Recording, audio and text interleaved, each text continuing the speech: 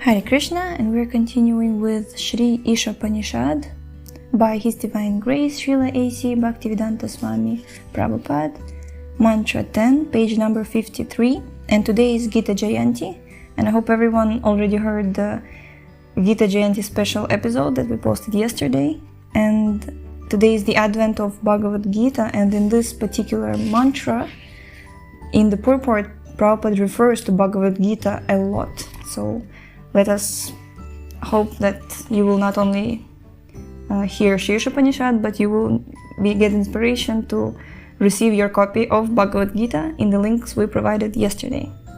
So, let's begin. Anya devahur vidyaya, anya dahura vidyaya, iti shushrumadhiranam, yenastad vichachakshire. Anyat, different. Eva, certainly. Ahu, said. Vidyaya, by culture of knowledge. Anyat, different. Ahu, said. Avidyaya, nescience. Iti, thus. Shushruma, heard. Dhiranam, from the sober sect. Ye, those. Na, to us. Tat, that. Vichachakshire, explained. Translation: the wise have explained to us that one result is derived from the culture of knowledge, and it is said that a different result is obtained from the culture of nescience. Purport: the culture of knowledge can be practically conducted in the following way, as is advised in the Bhagavad Gita, 13th chapter. There it is said that 1. One should become a perfect gentleman himself and learn to give proper respect to persons other than himself. 2. One should not pose himself as a religionist simply for the name and fame. 3. One should not become a source of anxiety to others by the actions of his body, mind, and words. 4. One should learn forbearance, even if there is provocation from others. 5. One should learn to avoid duplicity in his dealings with others. 6. One must have a bona fide spiritual master who can lead him gradually to the stage of spiritual realization. And to such an acharya or spiritual master he must submit himself with service and relevant questions. 7. One must follow the regulative principles enjoined in the revealed scriptures in order to approach the platform of self-realization. 8. One must be fixed up in the tenets of the revealed scriptures. 9. One should completely refrain from practices which are detrimental to the interest of self-realization. 10. One should not accept more than what he requires for the maintenance of the body. 11. One should not falsely identify himself with the material covering of the gross body, nor consider as his own those who are related with his body. 12. One should always remember that so long as he has a material body, he must face the miseries of repeated birth, death, old age, and disease. There is no use in making plans to get rid of these miseries of the material body. Woohoo!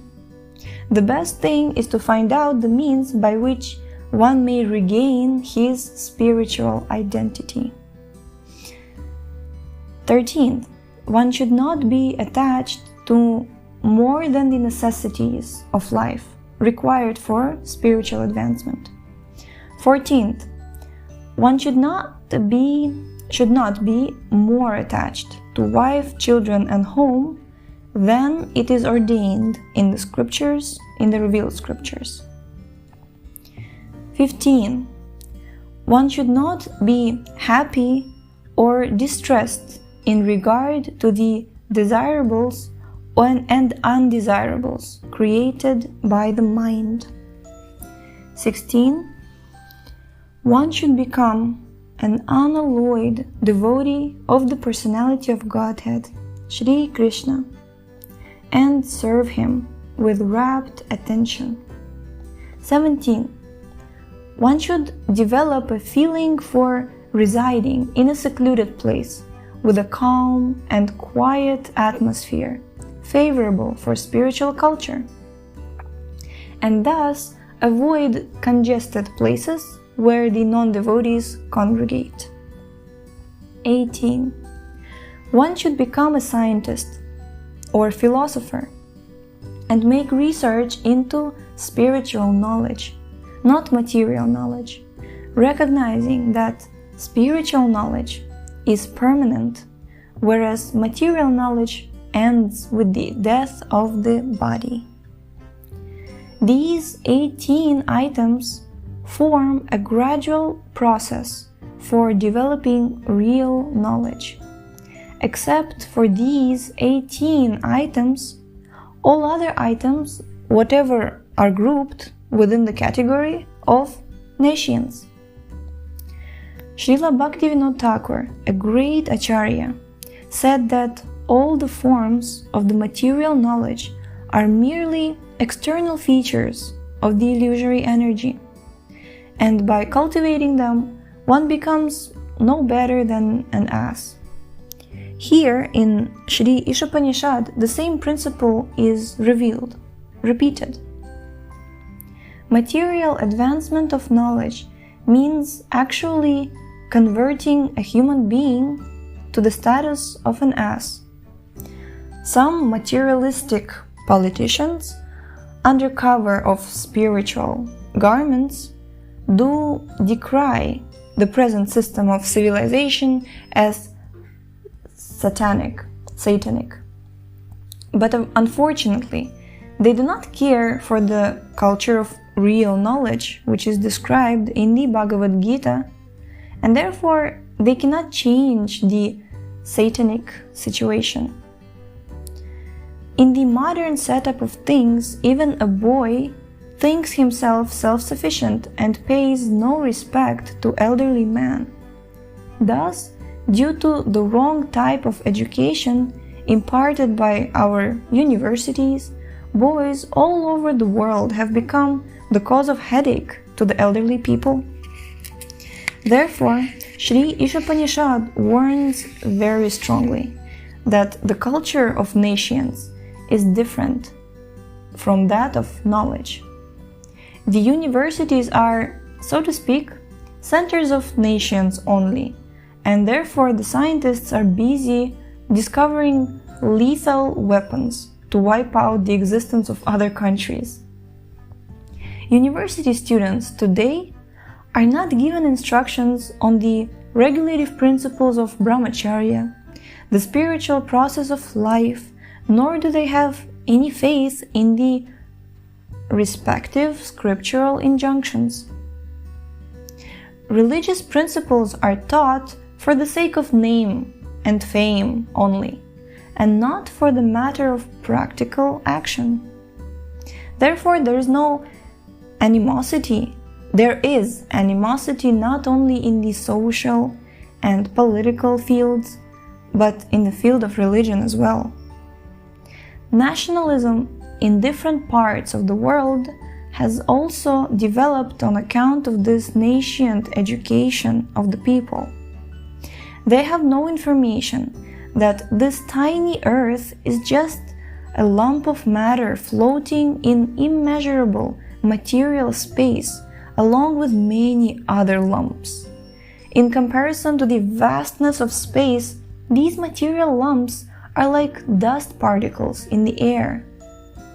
Because God has kindly made these lumps of matter complete in themselves, they are perfectly equipped with all necessary arrangements for floating on the space.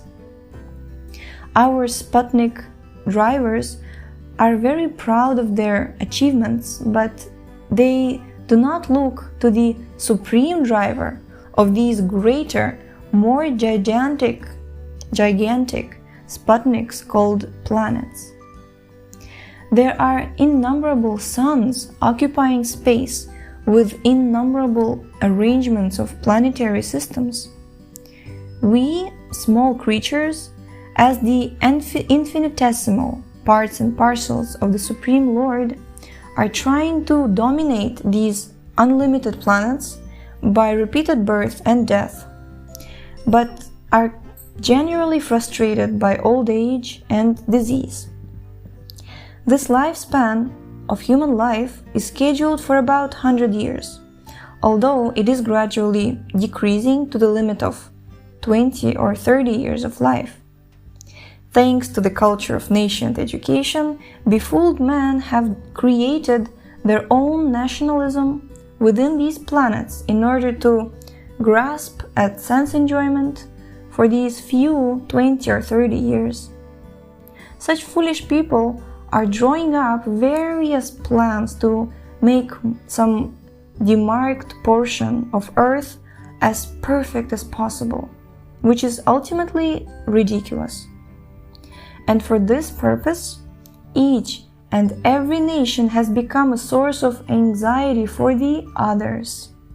More than 50% of their energy is spoiled in defense measures, with no caring for the real culture of knowledge.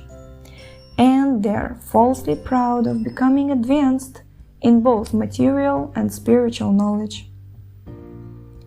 Sri Īśopaniṣad warns of this faulty mode of education, and the Bhagavad Gita gives instructions as to the development of real knowledge. In this mantra, there's a hint that the instruction of Vidya, knowledge, must be gained from the Dhira. Dhira means undisturbed, not disturbed by material illusion. No one can become undisturbed unless and until he has perfect spiritual realization. When one is perfectly spiritually realized, he has no more hankering for anything acquired, nor does he lament for anything lost.